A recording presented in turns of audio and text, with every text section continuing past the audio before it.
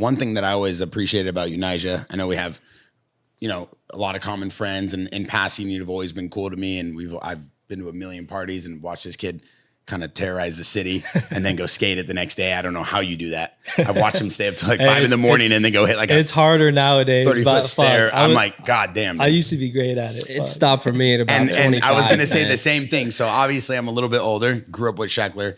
Shex, I watched you run around the city for years. You built your skate park. You had all your friends in there. You went and just kind of did your thing. And then I watched you kind of do your own thing in a similar way, but then you made it your own. And then both of you guys became like these icons. Like you guys are probably the last of these iconic names. Like we won't see these types of names anymore. Not because these people aren't as good or not because a skater can't do what you guys did, but because the media has changed. Yeah. The landscape has changed. How people become celebrities. The brand deals have changed. Like it's just not going to happen anymore. Like you guys are the last of the Mohicans, Yeah.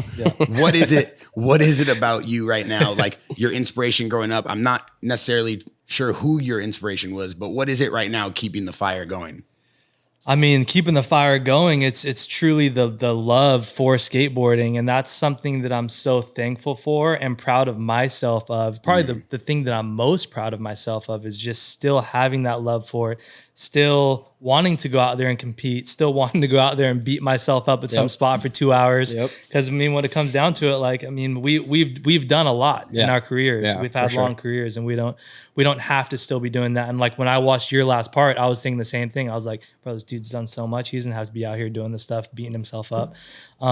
But it's an addiction. That shit is instilled in us.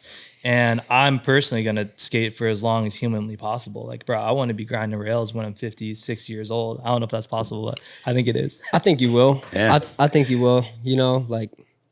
For sure.